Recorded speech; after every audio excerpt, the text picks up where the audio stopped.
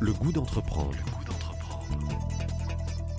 Une émission proposée par Doris Pradal en partenariat avec la Caisse d'épargne, la Banque des entreprises et des professionnels de Midi-Pyrénées.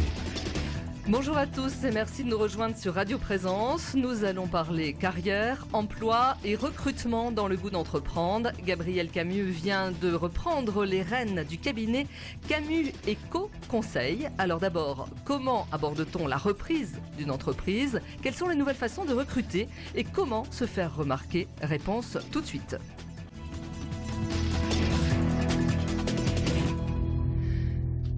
Le recrutement doit s'adapter sans cesse plus rapidement aux profondes mutations qui bouleversent le monde du travail. Les besoins changent et l'offre doit suivre. Qu'est-ce qu'un cabinet de recrutement? Quels sont les profils recrutés?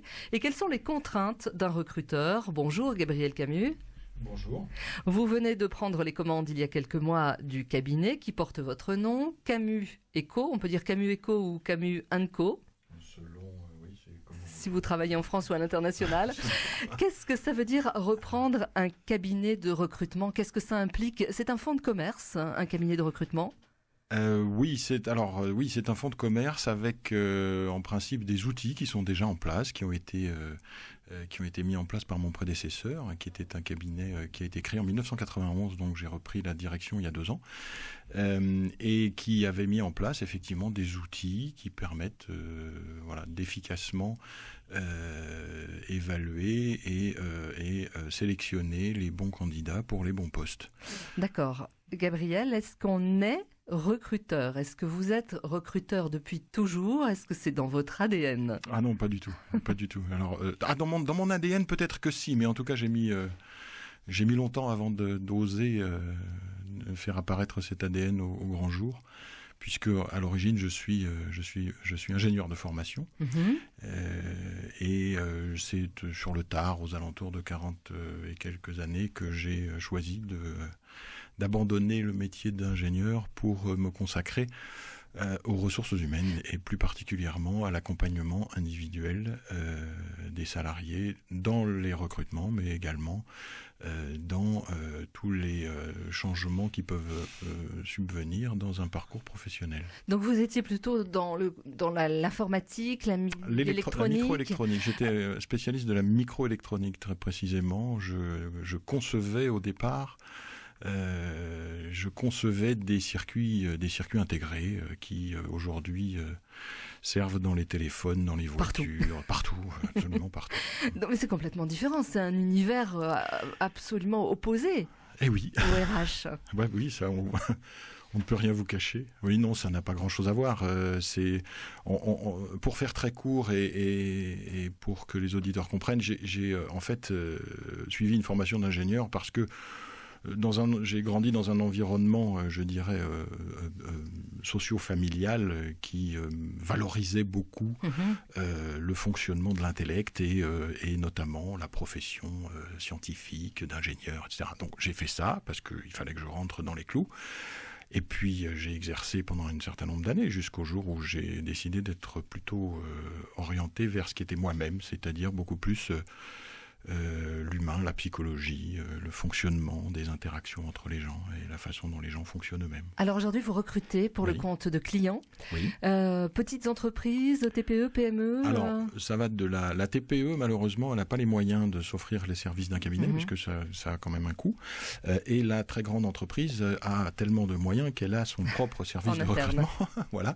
Donc elle n'a pas besoin de nos services. Donc nous, on se situe, disons, entre la PME et le TI, ce qu'on appelle l'établissement de taille intermédiaire, jusqu'à 1000-1500 personnes, voilà. Mais on peut commencer on recrute pour des entreprises qui font à partir de 20 ou 30 personnes, voilà. Alors qu'est-ce qu'un recruteur, le métier de recruteur? Est-ce que déjà, dans un premier temps, votre cabinet a une philosophie de recrutement, des valeurs, un concept?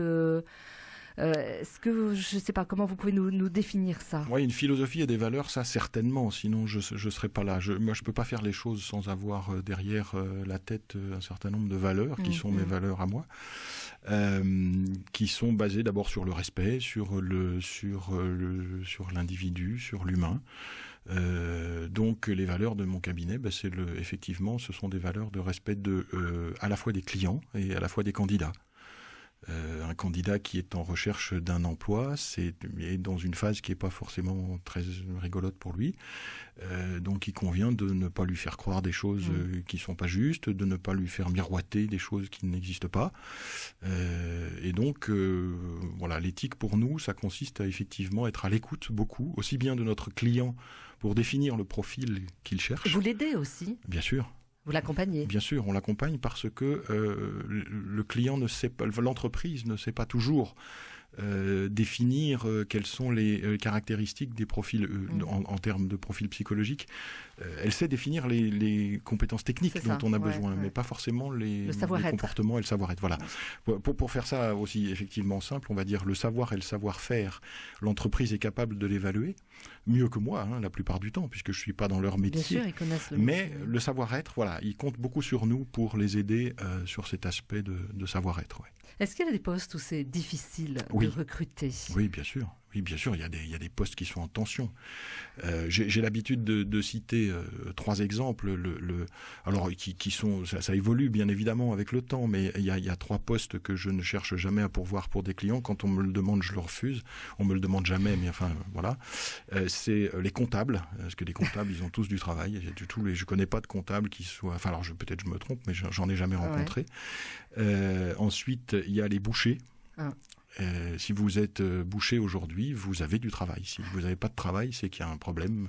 C'est que vous n'êtes peut-être pas un vrai boucher, ou je ne sais pas, mais voilà. Et puis il y a les soudeurs, qui sont aussi des gens qui sont très recherchés partout. Alors là, on parle de métiers qui ne sont pas des métiers de cadre. Et il est vrai que moi, je me suis plutôt spécialisé dans des recrutements de cadres. Mais bon, voilà, ça fait partie des métiers qui aujourd'hui sont en tension. Après, je pourrais citer d'autres exemples, comme notamment des ingénieurs en électronique. Et c'est assez paradoxal, puisque je le suis moi-même. Et j'ai énormément de mal à trouver des profils un peu expérimentés, pas trop, mais un peu, dans des spécialités comme la sûreté de fonctionnement, la conception de circuits analogiques, etc. Enfin, c'est des métiers qui sont effectivement en tension. Les entreprises sont exigeantes aussi. Est-ce qu'elles demandent parfois le mouton à 5 pattes ? Toujours. Mais quand l'entreprise fait appel à nous, c'est parce qu'elle n'a pas trouvé toute seule. Et donc, forcément, elle nous demande de trouver des moutons à 5 pattes. On sent naître quand même des changements dans les mentalités, à la fois du côté des employeurs et des salariés. Est-ce que ça, vous l'avez perçu, vous, au fil des années avec votre expérience ? Alors oui, du côté des employeurs, oui, puisque aujourd'hui, les employeurs ont à leur disposition un certain nombre d'outils qu'Internet rend possible et qui leur donnent accès à un grand nombre de profils de façon très rapide et très automatique. Vous êtes dans un moteur de recherche, vous tapez les termes qui correspondent aux compétences techniques que vous cherchez chez un candidat. Et fatalement, à un moment donné, sur l'ensemble des CV qui se trouvent sur Internet, vous allez forcément le trouver. Mais ça, c'était aussi une évolution que nous n'avons pas, enfin, nous avons suivi, mais à laquelle nous sommes un peu moins sensibles parce que notre métier, ça n'est pas que de trouver des profils techniques, et je veux dire avec des savoirs et des savoir-faire, comme je vous le disais tout à l'heure. C'est aussi d'être capable de faire ce qu'on appelle l'évaluation. Le recrutement, c'est 3 étapes. C'est d'abord ce qu'on appelle le sourcing. Faut parler anglo-saxon. Voilà, voilà. Ensuite, c'est l'évaluation, et ensuite, c'est l'intégration. Et alors là où nous apportons une vraie valeur, c'est dans l'évaluation. C'est notre capacité à évaluer le besoin d'un client, c'est-à-dire de dire telle entreprise elle a besoin d'un candidat qui ait tel ou tel profil de comportement, et de dire tel candidat correspond à ce profil que je cherche pour mon client. Donc de ce point de vue-là, les choses n'ont pas beaucoup évolué. Elles ont beaucoup évolué dans la façon d'aller chercher les profils. Dans la technique, c'est ça ? Voilà, dans la technique de recherche. Ça va beaucoup plus vite, ça vous donne accès à beaucoup de choses. Par contre, sur l'évaluation, on reste dans la relation humaine directe, l'entretien physique où les candidats viennent dans mon bureau et où ils y passent 1 heure ou 1 heure et demie. Et où ils ont peur de vous, où ils tremblent en vous voyant. Non, absolument. Alors justement pas, et c'est peut-être ça qui Peut-être que là, je me démarque un peu, effectivement, mais les gens qui viennent dans mon bureau, en général, disent c'est bizarre, j'ai jamais eu affaire à un cabinet de recrutement comme le vôtre. Parce que moi, je suis pas là pour leur faire passer un examen. Je suis là pour voir s'ils correspondent au profil que cherche mon client. Donc, on est là pour établir une relation de confiance. On n'est pas là pour juger, on n'est en aucun cas pour juger. Qu'est-ce que vous pensez de toutes ces nouvelles méthodes de recrutement? On pourrait parler des escape games, par exemple. On pourrait parler des CV par vidéo. Est-ce que tous ces ressorts, vous les utilisez, vous? Alors, le CV par vidéo, enfin, disons, on va dire l'entretien par vidéo, c'est-à-dire en utilisant des outils comme Skype ou des outils de ce type-là, oui, bien sûr, on les utilise pour éviter aux candidats de se déplacer s'ils sont loin et qu'ils ne peuvent pas, et pour faire une première présélection, on va dire, ou une deuxième présélection. Quand on en arrive à l'entretien Skype, c'est qu'on a déjà bien avancé sur le projet. Après, rien ne remplace le véritable entretien en face à face avec la personne. Voilà. Ça, c'est vraiment important. Fondamental. Vous le défendez lorsque vous êtes face à vos clients, par exemple. Complètement. Je mets ça très, très, très fortement en avant, oui. Parce que chercher un travail, c'est comme un travail commercial, en fait. C'est compliqué pour un candidat. C'est compliqué et c'est source de frustration qui ne sont pas des bons moteurs pour la recherche. Faire croire à un candidat qu'il y a un poste quand il n'y en a pas, c'est des choses qui se pratiquent. Faire croire à un candidat qu'il a ses chances sur un poste alors qu'en fait on sait pertinemment qu'il n'y arrivera pas ou qu'il ne correspond pas, c'est même pas qu'il n'y arrivera pas, c'est qu'il ne correspond pas, eh bien c'est quelque chose qui n'est pas, ça fait pas partie de notre façon de travailler, clairement. Vous pourriez le dire clairement et concrètement. Je l'ai fait encore hier. J'ai un candidat qui est venu dans mon bureau, j'avais vu son CV, je lui avais posé des questions complémentaires pour affiner un petit peu. J'étais pas totalement convaincu par son CV, mais je me suis dit, après tout, laissons une chance, peut-être que ça peut le faire. Et je me suis rapidement rendu compte, au bout d'un quart d'heure d'entretien, que ça n'irait pas, juste parce que son profil n'était pas, non pas qu'il était bon ou mauvais, c'est pas du tout une question de jugement de valeur. C'est vraiment qu'il correspondait pas à ce que mon client cherchait. Donc je le lui ai dit. Je lui ai dit, je pense que si je pousse votre candidature chez mon client sur ce dossier-là, sur ce poste-là, je vous envoie à l'abattoir. Et ça serait dommageable pour vous, ça sera dommageable pour moi, ça sera dommageable pour l'entreprise. Donc je lui ai dit clairement, je lui ai dit, écoutez, moi je crois que ça va pas le faire.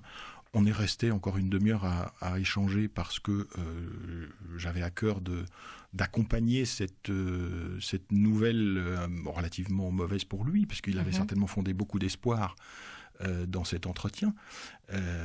Mais voilà, donc ça nous a permis d'aller jusqu'au bout, mais néanmoins, il est sorti en sachant pertinemment que je ne pousserai pas son dossier jusqu'à mon client. Merci Gabriel, vous restez avec nous. En deuxième partie de cette émission, Jean-Marc Fontaine va nous rejoindre, un de nos référents éthiques sur Radio Présence, et on parlera aussi de votre intuition, parce que ça doit être assez important, l'intuition, pour un recruteur. À tout de suite.